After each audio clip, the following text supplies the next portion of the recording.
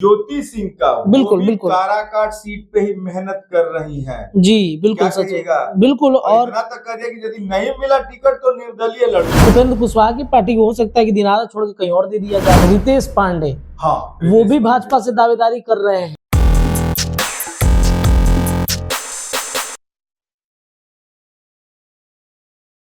नमस्कार, आप हैं डिस्कस भारत के साथ और मैं हूं मनोज चतुर्वेदी। बिहार में कह लीजिए कि एक तरह से चुनावी मौसम की शुरुआत हो गई है। तमाम पार्टियां जो हैं वो चुनावी तैयारी में जुट गई हैं।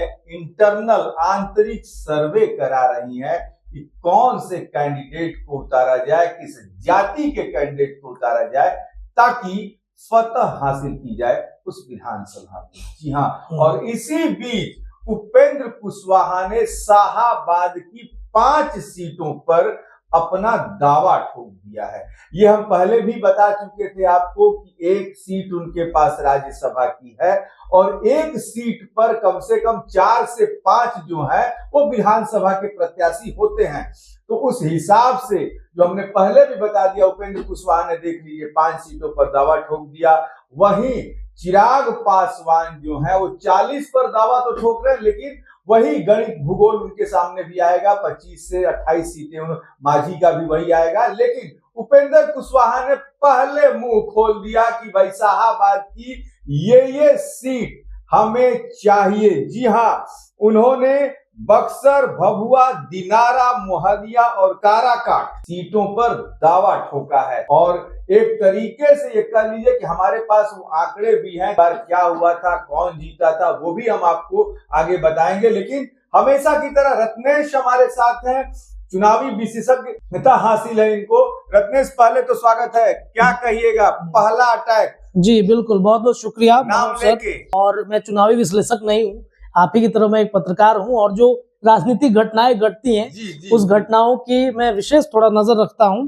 और उपेंद्र कुशवाहा की पार्टी की तरफ से, आरएलएम की तरफ से एक दावा किया गया है कि ये 5 सीटें जो शाहाबाद की सीट है, इन सीटों पर हमारी दावेदारी होनी चाहिए। लेकिन यहाँ पर अभी मैं आपको ये रोक दूं और ये कहना हम लोग के लिए जल्दबाजी हो जाएगा कि 5 सीटें मिल ही रही हैं। दावेदारियां तो कई सीटों पर होती हैं, 5 के अलावा कुछ और सीटें होती है जो नेगोशिएशन होता है।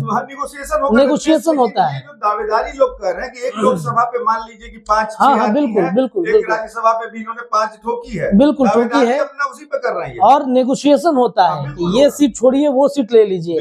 अब ये देखना होगा कि उपेंद्र कुशवाहा क्या करते हैं। हम सिलसिलेवार तरीके से जो 5 नाम आपने लिए हैं, बक्सर, भभुआ, दिनारा, मोहनिया, काराकाट, शुरुआत बक्सर विधानसभा सीट से करते हैं।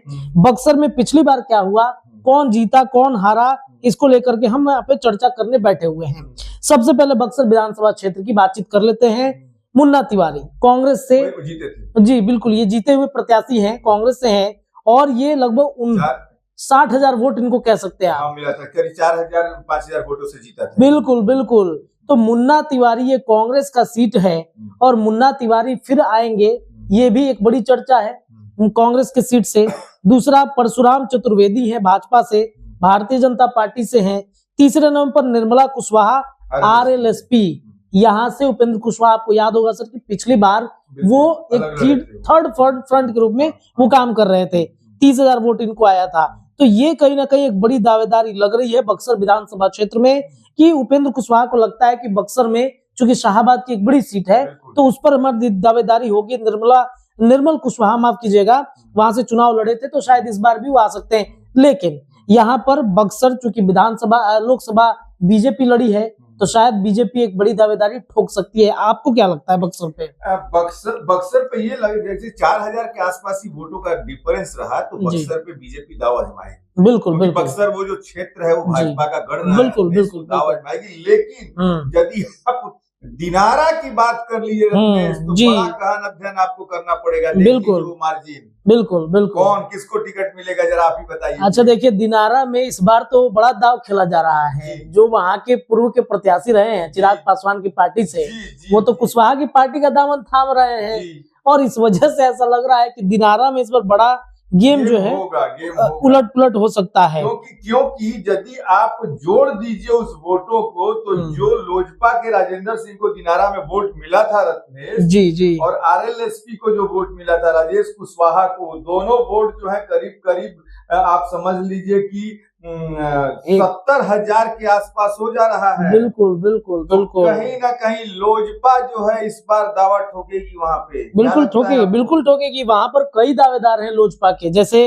राजेंद्र सिंह पिछले बार चुनाव लड़े थे, इस बार राजेंद्र सिंह के अलावा लोजपा के कई प्रत्याशी हैं वहां पर जो चर्चा कर रहे हैं। और दिनारा में एक और बात मैं आपको बता देना चाहता हूँ, यहाँ पे बीजेपी की भी दावेदारी है, जदयू भी इस सीट को लेना चाह रही है।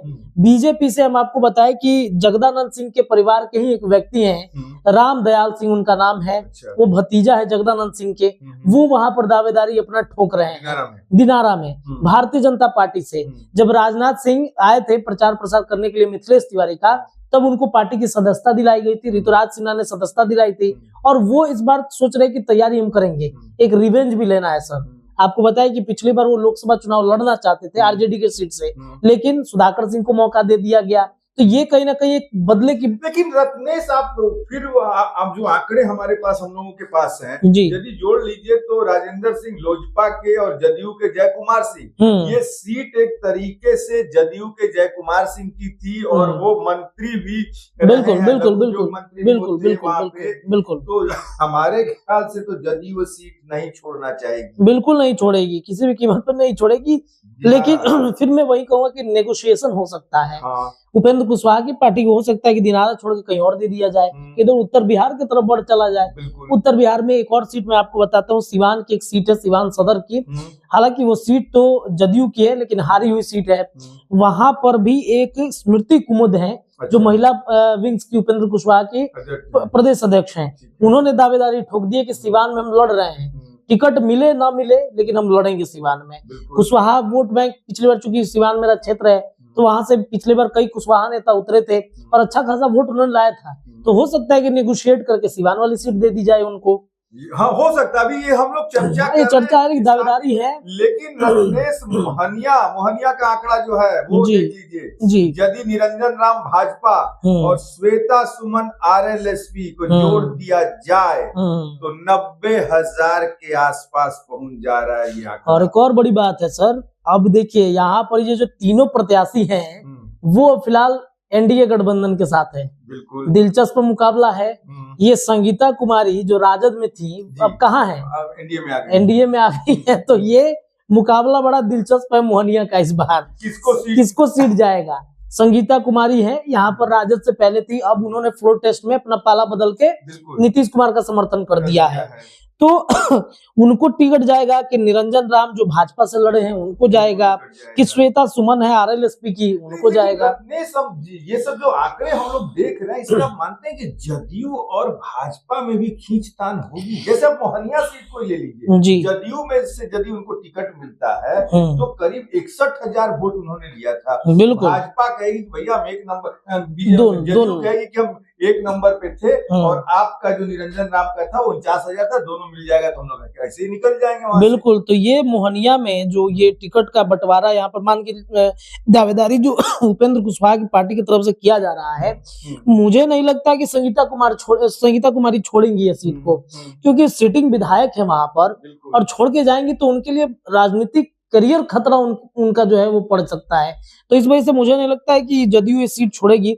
दावेदारी की है, लेकिन फिर वही बात, नेगोशिएशन किया जा सकता है। काराकाट अरुण सिंह सीपीएम के 82,000 करीब तो वो जीते थे, मेरे ख्याल से 20,000 के आसपास वोटों से 18,000 से जी। अरुण सिंह 82,700। लेकिन वहां भी अब देख लीजिए, राजेंद्र राज भाजपा और आरएलएसपी 49,100। तो यहाँ काराकाट विधानसभा में तो शायद आरएलएसपी की दावेदारी नहीं बनेगी, क्योंकि 4 अंक पे ही वो रुक गए। अच्छा, मतलब क्यों नहीं बन सकती है? इसलिए बोल रहे हैं क्योंकि उपेंद्र कुशवाहा का सीट है ये, और वो चाहते हैं कि काराकाट लोकसभा हम हार गए तो विधानसभा सीट पर हम दावेदारी ठोक सकते हैं। लेकिन यहाँ पर ये मतलब बहुत मुश्किल होगा।